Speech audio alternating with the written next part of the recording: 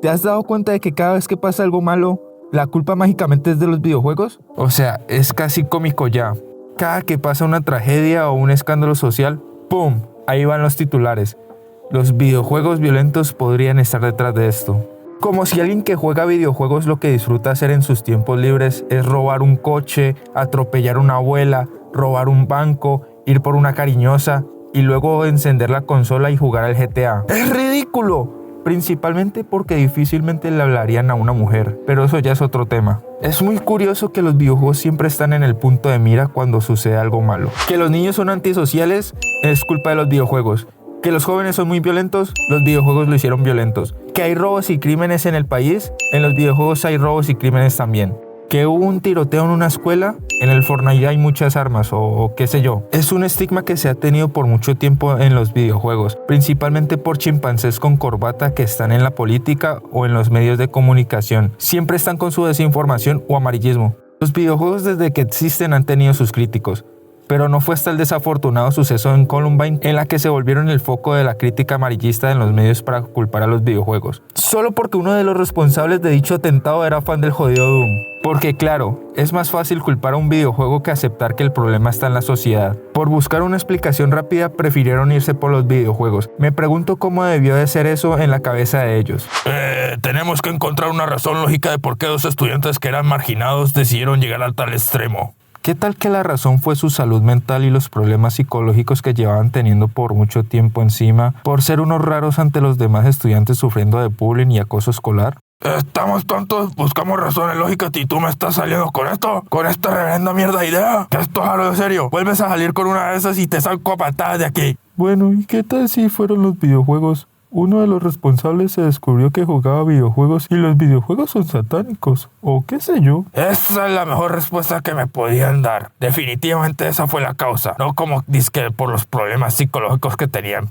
¿Qué dices? ¿Cómo no lo vi antes? Lo curioso es que después de Columbine, los videojuegos pasaron de ser un simple pasatiempo a convertirse en el villano favorito de los medios. Doom, Quake, incluso Mario si me apuras, eran vistos como máquinas de adoctrinamiento para crear asesinos. Porque, claro, después de aplastar un Goomba, lo más lógico es unirte a una secta y derrocar al sistema, ¿no? Pues eso es lo que piensa un medio de comunicación español actualmente sobre los videojuegos. Porque si pensabas que había quedado eso en el pasado, pues no. Este medio de comunicación llamado La Sexta decidió que era buena idea revivir la teoría de los videojuegos son malos. Según su reportaje, los videojuegos son ahora el nuevo campo de reclutamiento para grupos extremistas, fans del pintor fracasado del bigote chistoso. Sí, literalmente. Parece que si juegas Call of Duty corres el riesgo de convertirte en un villano de película bélica y si te metes a un chat de Counter-Strike probablemente acabes jurando lealtad a un tipo con una bandera rara y discursa de 1940. Y es ahí donde uno se da cuenta de lo absurdo que sigue siendo todo esto.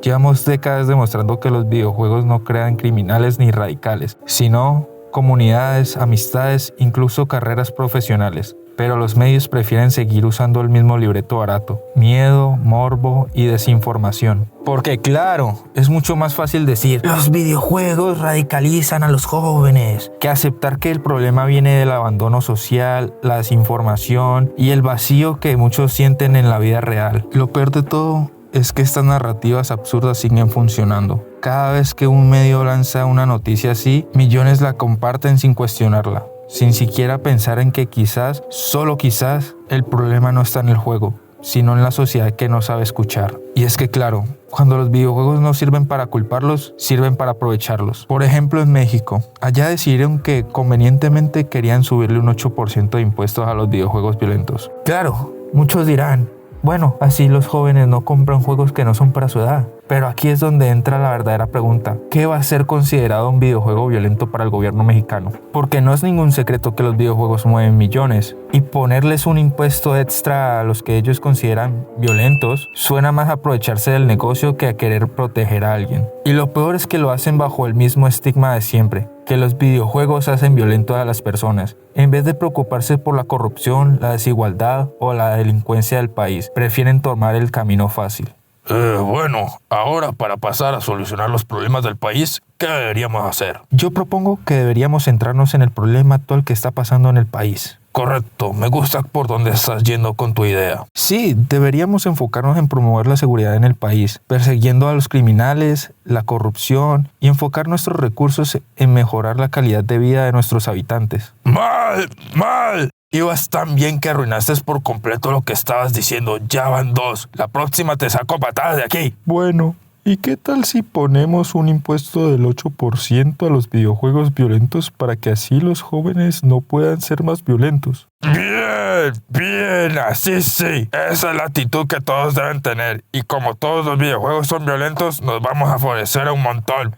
Digo, vamos a ayudar un montón. Y si de hipocresía hablamos, nadie lo hace mejor que Estados Unidos, el país donde más se culpa a los videojuegos por la violencia, pero también donde más se usan para promoverla. Sí, el mismo país donde políticos gritan que Call of Duty arruina a los jóvenes, tienen un videojuego oficial del ejército, literalmente, American's Army. Y no lo hicieron por diversión, no, lo hicieron para reclutar adolescentes. Porque claro, cuando los videojuegos los usan los jóvenes, son un peligro, pero cuando los usa el gobierno, son una herramienta educativa. Y ahí es donde uno se pregunta, ¿de verdad les molesta la violencia o solo quien la controla? Porque si los videojuegos fueran el problema, tal vez el ejército más poderoso del mundo no los usaría para convencer a chicos de 16 años de que disparar puede ser divertido.